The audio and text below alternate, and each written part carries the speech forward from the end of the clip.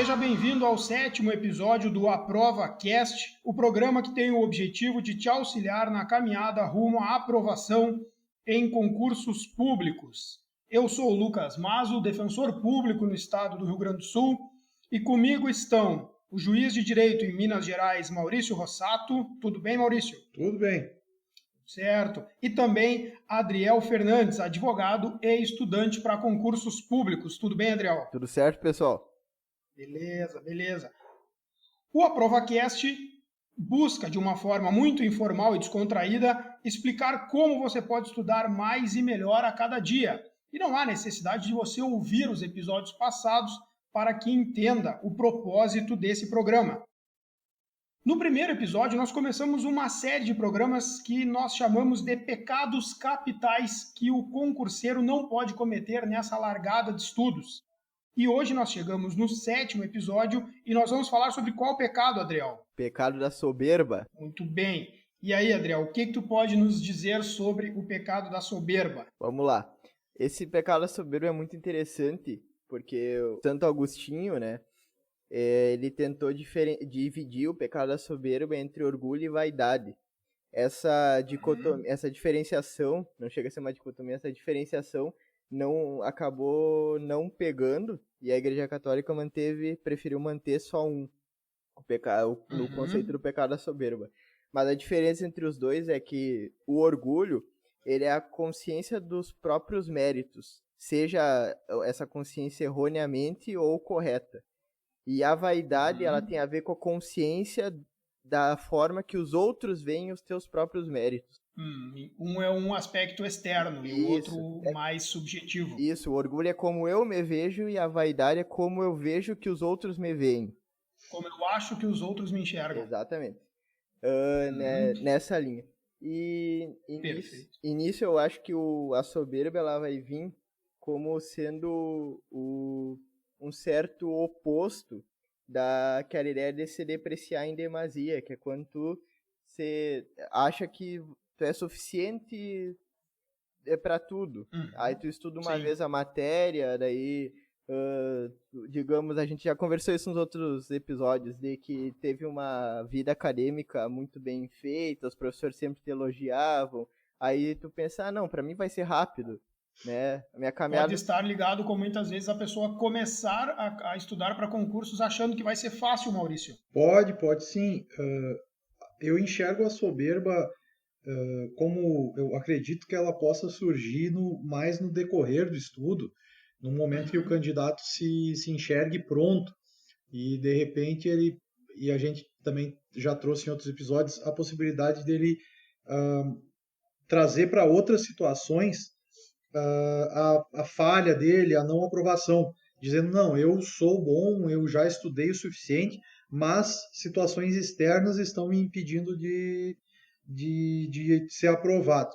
Contudo, nada impede que a soberba ela surja desde o início, em razão até dessas situações aí do candidato que está recém começando os estudos e veio de uma vida acadêmica de sucesso, de uma vida até na escola de sucesso, tirando notas sempre altas, sendo elogiado pelos professores e mantendo esse tipo de pensamento nos concursos públicos, achando que ele vai ser o melhor de todos, que logo quando ele quiser ele vai passar. Sim. Parece estar também vinculado com aquela pessoa que em toda e qualquer prova que ela não vá bem de concursos públicos, ela sai com aquelas frases de que, né, dessa vez eu não estudei muito, quando eu estudar eu vou conseguir passar. Já viu isso, Adriel? Ah, sim, essa frase eu acho que foi até no segundo episódio que nós comentamos que sempre tem, né, sempre tem essa frase, porque... O famoso se eu quisesse eu também passava. É só eu querer. O problema é que a pessoa nunca quer, mas sempre quer fazer prova, eu não entendo isso. É a criança de 4 anos que fala que, né, eu nem queria mesmo. É por aí. É o Chaves. Exatamente, tipo nem queria mesmo. Que eu acho complicado isso porque, assim como se depreciar em demasia te gera inércia, porque, afinal, por que eu vou fazer se eu nunca vou ser tão bom o suficiente, né? A vaidade em excesso, ela também pode gerar inércia, mas uma inércia disfarçada num certo movimento. Afinal, por que eu tenho que me esforçar se eu sou tão bom? Sim. né? Uma coisa é o sujeito ter orgulho da caminhada que ele teve até ali, né? Outra coisa é ele atingir um ponto de soberba que vai se transformar numa âncora para o avanço dele. Uhum.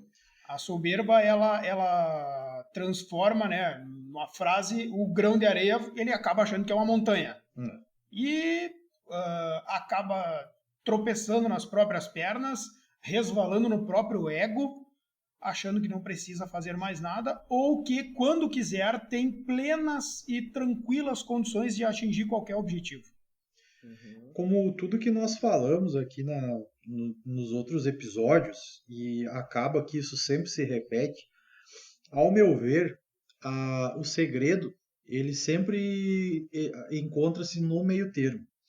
Da mesma forma, e o Adriel já introduziu um pouco o tema, a soberba, ela não deve existir. Porém, não deve existir uma falta de confiança no estudo e no trabalho desempenhado. Sim. Por quê? E isso aqui eu posso dizer porque acontecia comigo. Apesar de eu estudar muito, às vezes eu ia para as provas já derrotado.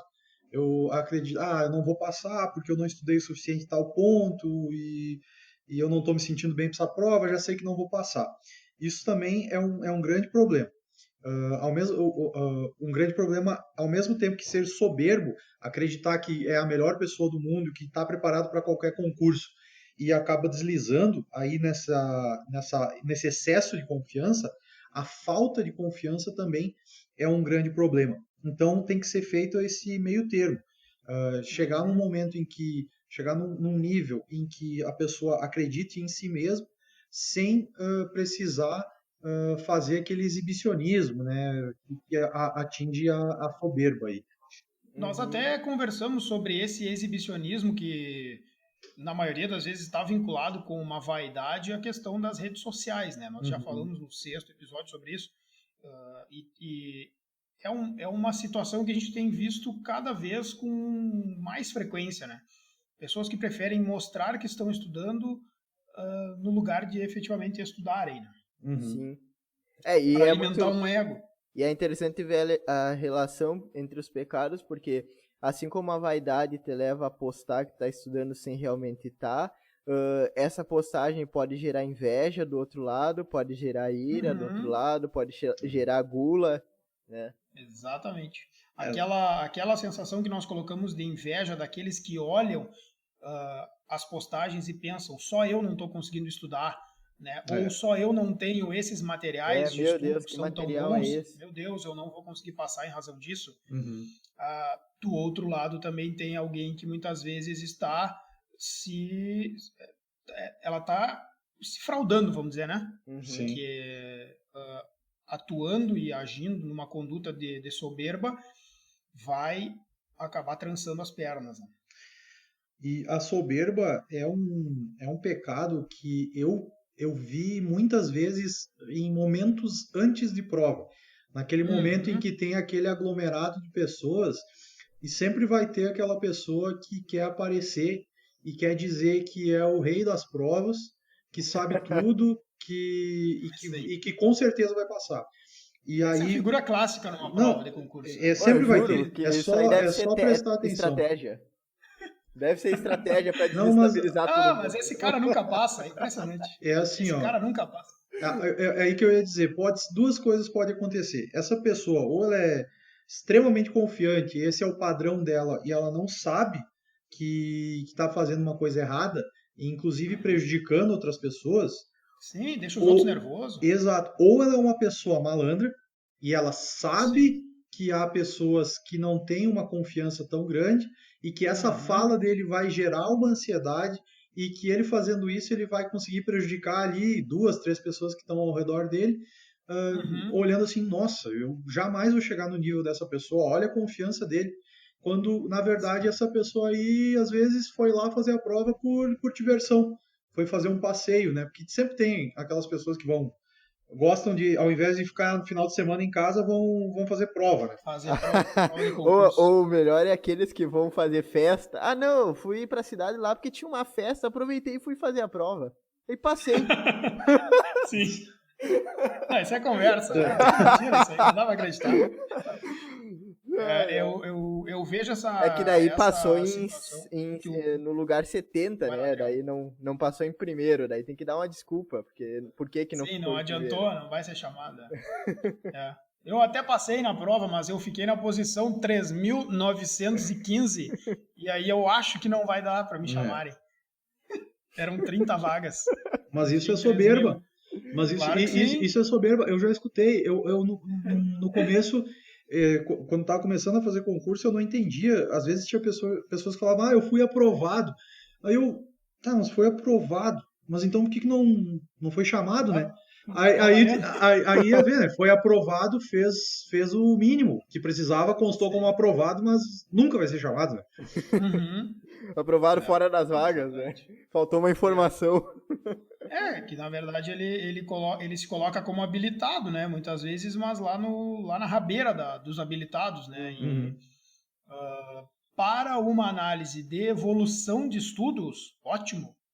Para aquele que antes nem era habilitado e agora Ah, conseguiu, sim. ótimo. Tá evoluindo. Uhum. Sim, Agora o próximo passo é subir cada vez mais, né? exato. Já cabe adiantar. Os primeiros passos são largos. E depois, quando a gente vai chegando mais perto do topo, é muito difícil. Cada posição a mais é extremamente trabalhosa, né? Uhum. Uhum. O Maurício colocou uma situação ali que é um exemplo que eu gostaria de trabalhar um pouco mais com vocês. Porque assim, ó, essa figura do sujeito que fica antes da prova perguntando para os outros se eles estudaram a súmula 160, se eles viram o último informativo de não sei quem, se eles sabem a nova lei de tal legislação que atualizou alguma coisa, um artigo. Esse sujeito, muitas vezes, ele tem uma postura parecida com aquela que as pessoas adotam no período de faculdade, que é uma matéria cobrada numa prova extremamente específica e ainda delimitada por pontos. Uhum. Então, para uma faculdade, muitas vezes vale a pena. Maurício, sobre o ponto tal ali, tu lembra que tem aquela súmula. Talvez essa dica antes de uma prova de faculdade seja útil. Uhum. Mas num universo de concurso público, ela é de uma inutilidade sem tamanho. Ela só serve para trazer mais preocupação para quem está ouvindo aquilo ali, achando que aquele cara é um gênio, que sabe tudo, né? Uhum. E para quem não tem experiência, porque na verdade quem faz concursos públicos com já um tempo maior sabe que não é ali que tu vai resolver uma aprovação. Né? Exatamente. Precisa de Naquela conjunto de gritaria coisas, antes né? de entrar. Exato, não É. é naquela gritaria antes da prova, naquele desespero subindo as escadas que o cara vai cantar a súmula que vai fazer tu ser aprovado ou não. E se isso acontecer, meu Deus, é 0,01%, né? Uhum. Sempre tem o candidato que vai fazer o exercício de futurologia antes da prova. Uhum. Isso aí é fato e no início, e aqui a intenção do nosso podcast é falar dos equívocos, né?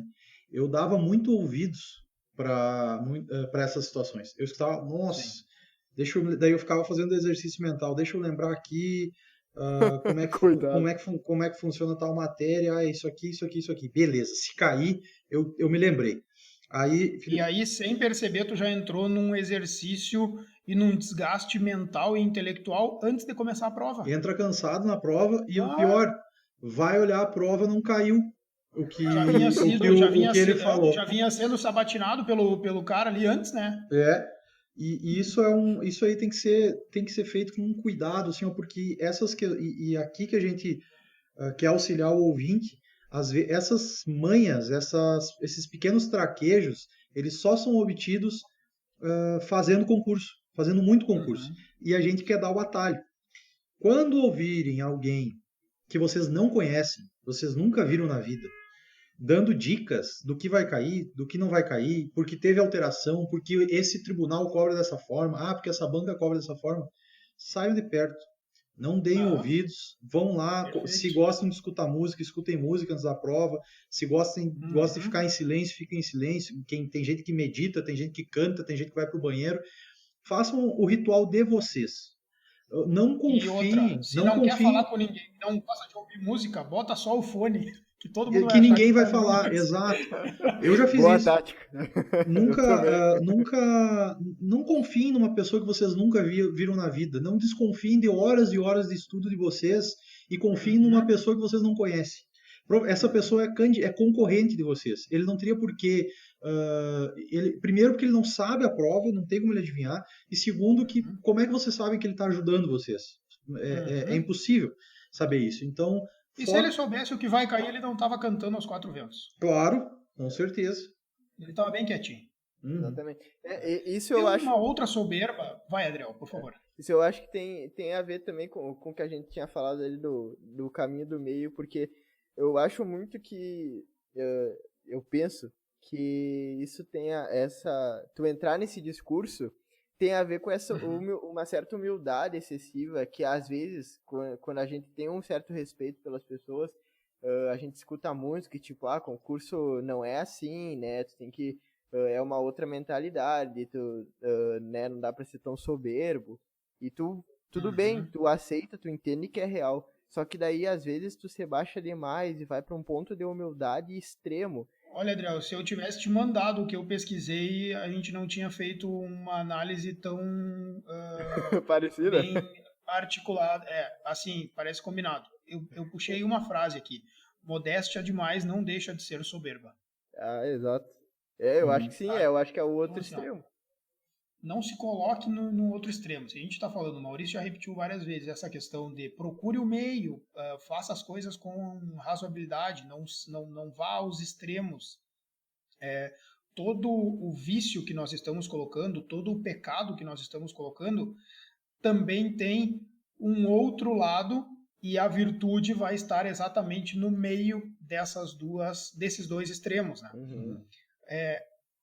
Existe um outro ponto de soberba muito comum em estudantes de concurso que se propõem a fazer provas que depois, num segundo momento, terão provas físicas e que, atuando com soberba, deixam de fazer esse treinamento prévio e essa preparação, achando que naquele tempo, entre a primeira prova e a prova física, vai existir tempo suficiente para aprender a fazer as provas e para condicionar-se fisicamente.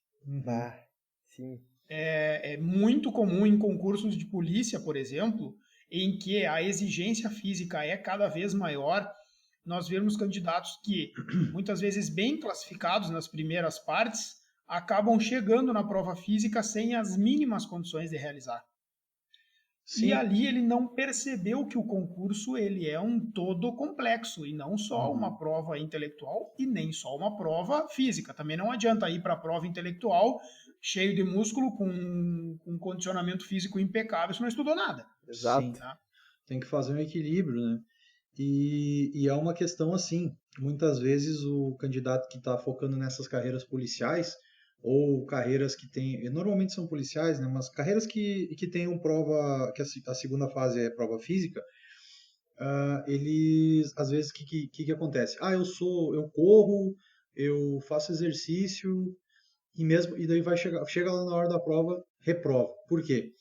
Porque a prova física, ela é técnica. Ela não é uma prova de saber se tu é o Hulk ou se tu é o Usain Bolt. Ela é técnica. Tem que fazer 30 abdominais assim. Aí vai lá, faz um abdominal 0, 2, 0, 3, 0. Por quê? Porque tá fazendo errado. Então, não se preparou adequadamente. Aí veio não aquela... sabe nem a forma de fazer corretamente. Isso, aí veio aquela soberba. Não, porque eu corro 15 quilômetros aqui tranquilinho, eu faço barra, eu faço flexão, e a soberba foi tão soberbo que não se deu ao trabalho de olhar o edital e de repente pedir um aconselhamento de um profissional da educação física ou da fisioterapia, algum profissional dessa área que possa ensinar a fazer os movimentos de maneira correta. E aí joga toda uma prova no lixo, que ele estava preparado intelectualmente, até às vezes fisicamente, mas tecnicamente no movimento ele não soube fazer por causa da soberba. Perfeito. É muito comum nessas provas, por exemplo, para a Polícia Federal, em que há, além da corrida, de outras atividades, também provas de natação, né? Habilitação em natação.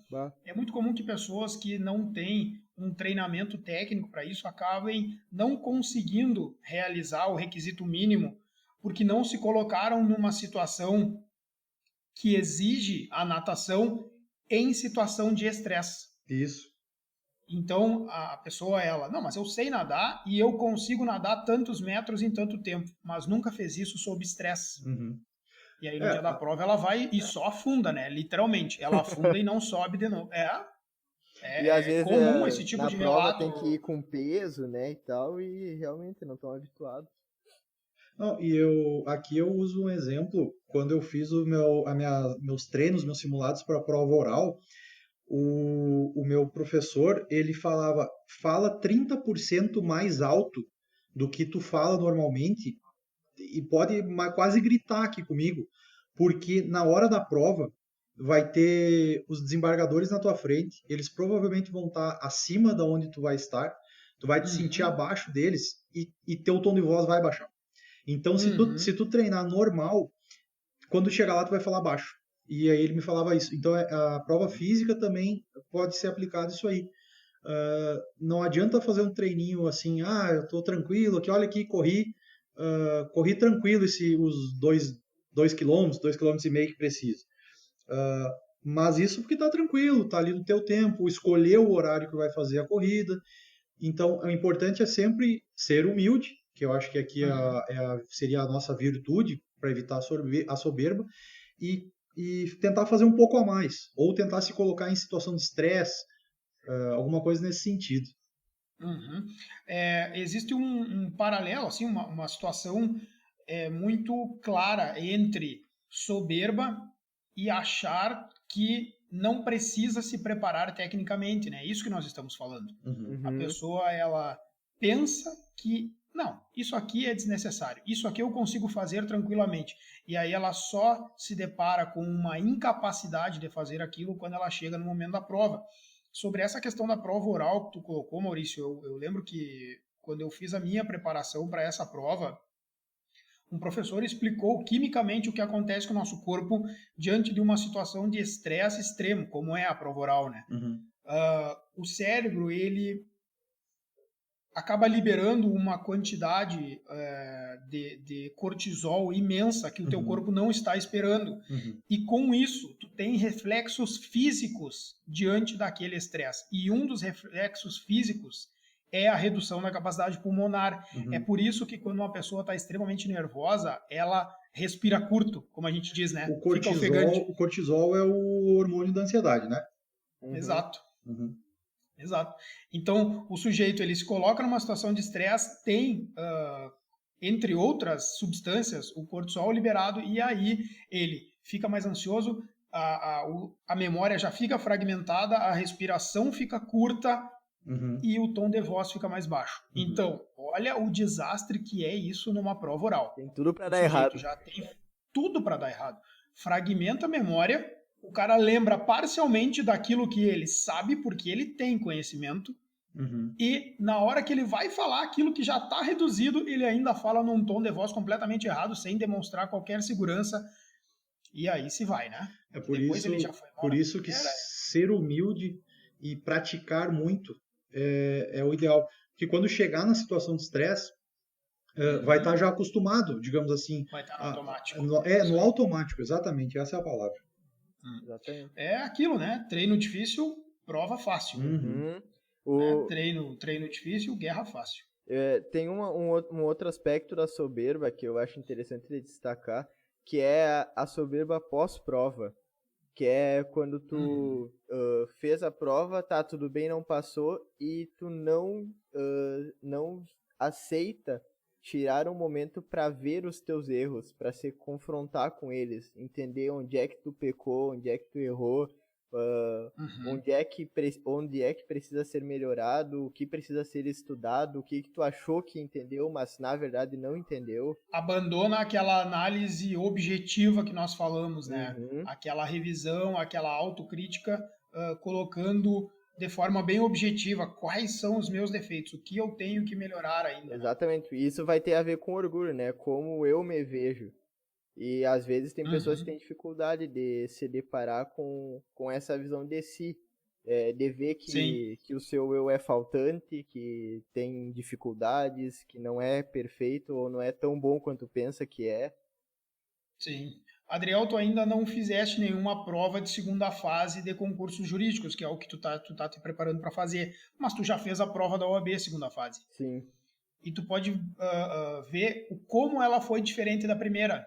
Porque a primeira ela é uma prova muito semelhante a outros concursos, né? Mas na segunda fase é que o bicho pega. E aí, se tu não te prepara, tu acaba... O jeito de estudo foi completamente diferente, né? E tem que ser. E tem que ser. E ainda assim, depois da segunda fase, que eu até comentei, que eu passei bem na segunda fase da OAB e fiz em constitucional. Então, quando eu cheguei, por exemplo, para me preparar para o TRF, aí eu pensei, vou fazer umas questões para ver, porque provavelmente eu não vou precisar estudar constitucional para o TRF. Vou dar só uma revisada, porque no constitucional eu já tô bem. Exato. Aí eu de 20 questões acertei 2. Que foi aterrorizante. Sim. Completamente aterrorizante. É o que acontece, né? As provas são diferentes, a abordagem é diferente, e daqui a pouco tu estudou para uma segunda fase pontos que na primeira fase do TRF não tem a mínima relevância. Mas chegou lá na primeira fase, os caras estavam te cobrando decoreba de competências do STF. Mas isso não adiantou nada, tu não estudou isso aí para a segunda fase, né? Não decorou. Não para decorar. Mas para a primeira fase a preparação é completamente diferente. A soberba acaba atuando também nesse ponto, porque muitas vezes o sujeito ele já está num momento em que ele está passando para outras fases de concurso e ele simplesmente esquece que ele tem que continuar estudando para a primeira, né? Literalmente esquecendo de que, assim, sim, reprovou na prova oral, reprovou na prova de tribuna, reprovou, sabe-se lá quando, vai voltar para a primeira. Eu, por exemplo, não corrigi a prova do TRF, não consegui fazer isso. Não consegui. Tamanho foi aquele freio, assim. Exato. Eu não consegui me deparar com isso. Quando eu estudava isso aconteceu comigo umas 2 ou 3 vezes, assim, tipo, não, eu vou olhar qual foi a minha nota ali, mas eu não vou nem olhar se eu gabaritei alguma coisa e zerei outra, sabe? Tamanha repulsa de fazer uma autocrítica. É muito difícil. E, olha... Isso eu acredito que seja bem comum. Até quem nos escuta aí, se quiser comentar a experiência que teve, mas eu acho que é algo bem comum. A gente vai para a prova com aquela gana, com aquela vontade de passar, e quando não tem o resultado positivo, quer esquecer aquela prova. Bem isso. Quando, na verdade, a derrota é uma das melhores oportunidades que a gente tem de conseguir aprendizado. Por quê? Porque nós perdemos para nós mesmos. Então, eu tenho que saber o que eu fiz errado. Eu não tenho que olhar a nota do outro colega para saber como ele foi. Eu tenho que saber como eu fui, o que eu errei de constitucional, o que eu errei de penal, o que eu errei de civil, porque os erros são meus. É ali que eu estou errando e é ali que eu tenho que corrigir. Só que se eu não for atrás dessa autocrítica, eu jamais vou saber o que está acontecendo. Como é que está a evolução no meu estudo. E aqui é a dica que a gente sempre dá. Tentar padronizar, objetizar, tornar objetivo o estudo. Objetivar, perdão. No sentido de conseguir colocar em números ou fazer alguma forma de observar o crescimento do estudo. Para que seja possível ser feita uma análise e uma evolução na medida em que forem evoluindo os estudos. O cara que não faz isso, ele fica sujeito ao sentimento diário, né? Hoje eu acordei com medo de ver a minha prova, no outro dia eu acordei com preguiça, no outro dia eu já acho que eu sabia e que quando eu quiser eu consigo, e ele deixou de transformar aquele resultado em concreto, né? Sim. Então ele ficou refém dos sentimentos que vão surgindo. Ou simplesmente falar, essa não é a minha prova, eu sei o suficiente, mas essa não é a minha prova, eu não preciso nem olhar isso aí. Ou culpa a banca, né? Sempre tem. A banca. Eu odeio a CESP, né? Tá louco? Mas também cobra essas questões aqui. Também, que adianta? Tem aquele vídeo espetacular do Agostinho na Grande Família, né? Vocês já devem ter. Sim. Não. É sensacional. Ele falando, não tem condição do cidadão fazer uma prova com questões que ele não tem como saber. O Agostinho. Aquele vídeo aparece direto pós-prova. Eu acho que ele reflete bem o sentimento da galera. Como é que alguém sabia? Mas depois de um tempo é impressionante, né? Depois que a gente começa e já tem o estudo amadurecido, que já tem as disciplinas solidificadas num conhecimento, as pessoas que vão para a segunda, para a terceira fase, elas se repetem, né, Maurício? Sim. A gente acaba encontrando, são sempre os mesmos, né? Às vezes eu lembro que eu chegava na segunda fase de alguma prova, assim, e o pessoal se olhava, é sempre os mesmos. E tocando nesse assunto, até uma dica boa, que às vezes demora para o pessoal entender, qualquer concurso, se inscreve, vai lá, tem 30 mil candidatos. Nossa senhora, 30 mil candidatos, eu nunca vou passar, só tem 100 vagas. Olha, eu sinto informar para a maioria e para aqueles que efetivamente estão estudando e que estão dando sangue e suor para estudar, eu fico grato em informar que mais ou menos 10% dos inscritos que estão brigando pelas vagas efetivamente. Então, quando for fazer um concurso, nunca, jamais, de forma alguma, se assuste com o número de inscritos. Isso aí é lenda. Primeiro, porque uma quantidade nem vai fazer a prova. Segundo, que muitos são aventureiros. E pouquíssimos, mas pouquíssimos são aqueles que estão efetivamente concorrendo. E é isso que tu falou, Lucas, que a maioria se repete. A gente, quando começa a fazer concurso, atrás de concurso, vai observando assim, que os nomes são os mesmos que vão aparecendo. E isso mostra que são poucos que efetivamente estão concorrendo. Então, confie no estudo. Jamais olhe para o lado. Confia no seu estudo. Exatamente, eu acho. Se tu confiar no teu estudo, quando chegar na prova oral, provavelmente tu vai olhar para o lado e vai encontrar sempre os mesmos. Aqueles que confiaram nos seus estudos e que baixaram a cabeça e começam a passar depois que consolidaram o conhecimento e já estão mais amadurecidos no estudo, né? Eu acho que precisa ter um certo grau de soberba para ali na hora da prova, quando vinha esse cara, né, falando que tem que saber a súmula 160 do STJ, anular. Até porque também é um ato de humildade entender que se tu não aprendeu aquilo ali até aquele momento, tu não vai aprender agora. Tu não vai entender a linguagem da banca. Foi o que eu falei, não vai ser aquilo ali que vai fazer tu aprovar. Exato. Então, nesse momento, tem que ter um grau de soberba e dizer, não, eu sei o que eu estudei e pode não ter sido o melhor, pode não ter sido tudo, mas é o que eu pude e eu prometo melhorar para a próxima. E daí, abrir mão dessa soberba. Com o que eu tenho, eu vou brigar, né? Com o que eu estudei, eu vou brigar até o final. Até o final. Mas esse exemplo que tu deu aí, eu até entendo que nem chega na soberba, eu acho que é o limite. É a confiança, sabe? A confiança no próprio serviço. Treinou, estudou e vai pro jogo, vai pra prova, ver o que vai acontecer. Ótimo. Muito bem. Bem, como o nosso ouvinte já sabe, em todo final de episódio nós temos o Com Cara de Prova, que o nosso juiz de direito, Maurício, nos traz, dando aquela dica sobre aquilo que tem cara de cair em concurso público, aquilo que tu tem que olhar, bater o olho e dizer, isso aqui vai cair uma hora, mais cedo ou mais tarde vai cair. Qual é a nossa dica de hoje, Maurício? Hoje eu trouxe uma dica, eu trouxe 2 súmulas do STF que elas caem prova sim, prova não. Pô, Maurício, tu é o cara aquele antes da prova que diz a súmula. Não, mas essas aqui são... Essa cai, mas essa cai mesmo. Não, a gente só dá de cabô. É a súmula 603 do STF, que fala sobre a competência para o julgamento do latrocínio, que é do juiz singular, não é do tribunal do júri. E aqui é porque o latrocínio ele não é um crime contra a vida, né? Ele está previsto no Código Penal como um crime contra o patrimônio, que tem que sempre lembrar que ele é um roubo qualificado, né? Ele não é um crime contra a vida.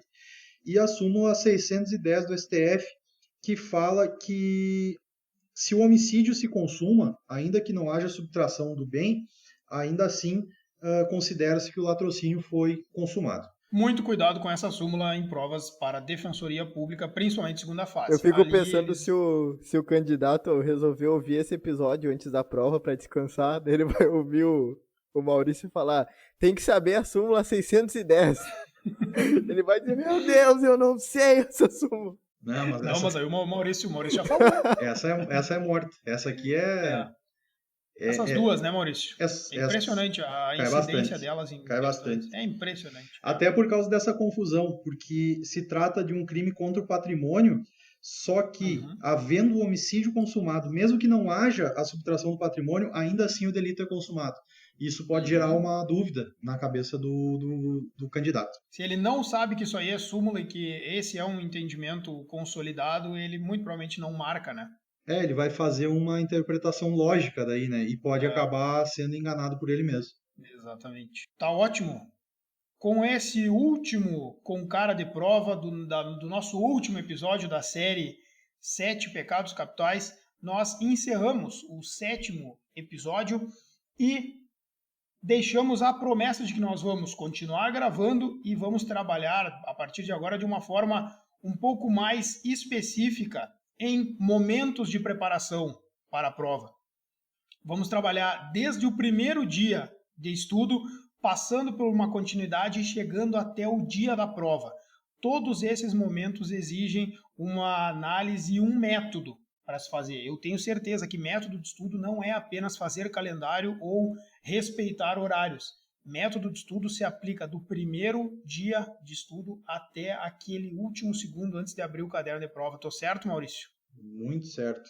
E a gente vai auxiliar em todas essas fases e também trazendo dicas pontuais sobre como evitar a ansiedade, como se preparar para a prova, algumas dicas até sobre como se organizar para concurso fora do estado, questões bem pontuais que às vezes a prática ensina a fugir de algumas armadilhas, algumas coisas erradas.